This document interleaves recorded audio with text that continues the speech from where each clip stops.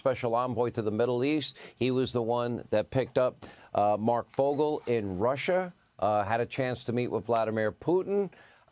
Steve Witkoff, first of all, thank you. Thank Secretary of State Marco Rubio. Thank the president, everybody involved. I'm so glad this man is home. Well done, my friend. A great job. Thank you, Sean, and thanks for having me this evening. We appreciate you being here. Okay, let's walk through. You were the special, by the way, because we're friends personally. I've known you for a long time. And, you know, your life has changed rather dramatically in the last 8 months. And you're involved in a lot of high-level negotiations to bring peace around the world.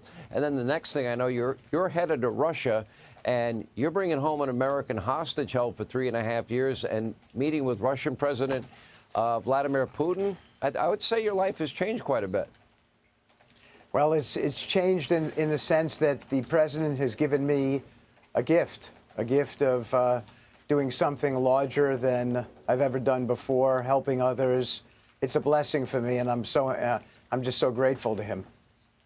Let's talk about how this was all unfolding. Tell me from the beginning what your involvement was, and let's talk very specifically about you boarding that airplane, your own airplane is my understanding, and flying over to Russia, and what all of that was like and what took place. Well, we had a reach out from someone who is a go-between between the Russian government and the American government, and I presented it to our national security advisor, Mike Waltz. In addition, Marco Rubio, John Radcliffe, our CIA director, and our vice president, J.D. Vance, as well as Susie Wiles, with the president.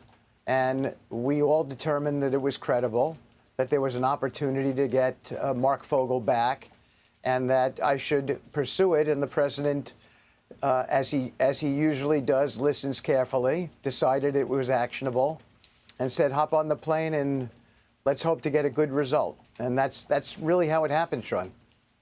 So when you got on the plane, you did not know the ultimate outcome? You know, we thought we had a very, very good chance of Marc coming back. We weren't positive. There were still some things that I'm not at liberty to talk about tonight, but there were still some things that were up in the air. But we thought it was a strong enough opportunity that we had to go and hopefully we'd have a good result. And of course we did. So I'm grateful for that. I'm grateful for the Fogel family, and I'm grateful for the world to see our friend Sean greet Marc Fogel last night. He called it the privilege of his life to meet the president. It was snowing out. He came out in his coat, greeted Marc, spent time with him like they were best buddies from their college years. It was really beautiful to watch. I know the president had a very long conversation with Vladimir Putin today of great significance, including ending war in Europe between Russia and Ukraine. We know President Zelensky has now expressed a desire for this war to come to a conclusion and a negotiated settlement. I interviewed him myself. When you got there, did you get time with Vladimir Putin? You know, I can't talk about that, Sean, because well, fair enough. I'm not going to. I thank you. I thank you. Okay, but you know, to me, if we're going to look at the broader picture, and you really want to help negotiate a peace in the Middle East, and the president meeting with King Abdullah, I thought made a lot of progress. I heard things come out of Abdullah's mouth that I never thought I'd hear from the king, and others in the region seem more open to what is a really innovative new idea. We'll go in, we'll clean up the rubble, we'll get rid of we'll demilitarize the area, we'll create jobs and a beautiful new city, you know, for the people there. That to me would be innovative, and that's the broader context, and I know you're working hard towards that. What is the broader context here when you have President Zelensky on the one hand saying that he is now open to a negotiated settlement, and this gesture from Vladimir Putin?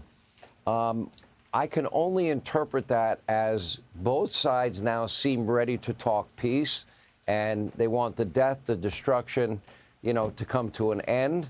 I would imagine that settlement would probably look something like, okay, Ukraine agrees not to join NATO.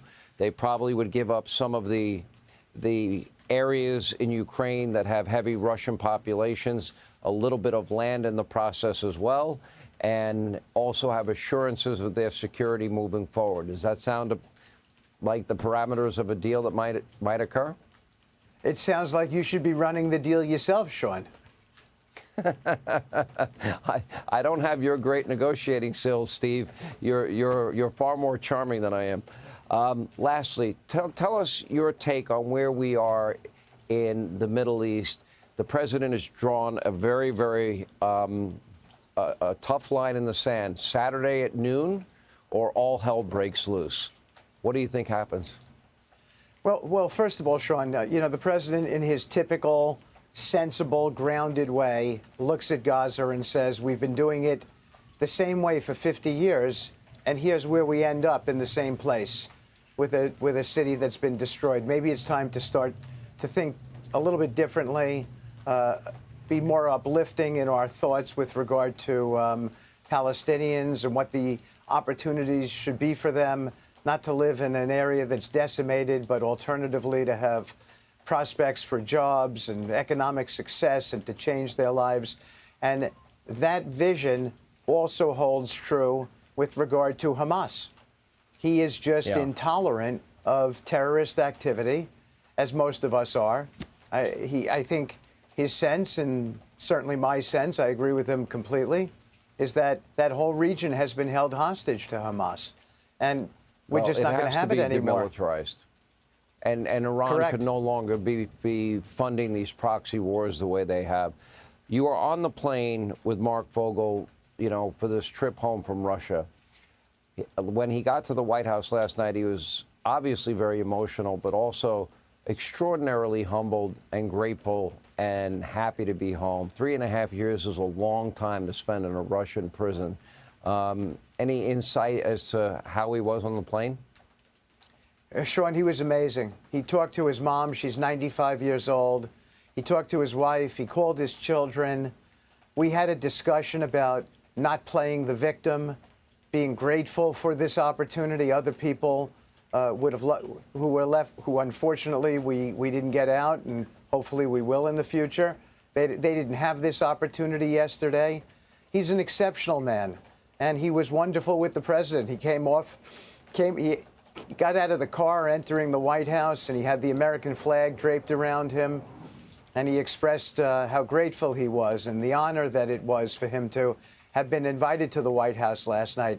And the president took him upstairs to the Lincoln Room, and he saw the original Gettysburg Address, and I think he was pinching himself even after 3.5 years in prison. I think he considered himself to be fortunate. He's an example of a very, very courageous person, and I'm glad I had the privilege to meet him, to know him. I'll stay in touch with him and to play a small part in getting him his freedom. All right, Steve, great job. We appreciate it. I think you're pretty humble on all this. We're grateful he's home.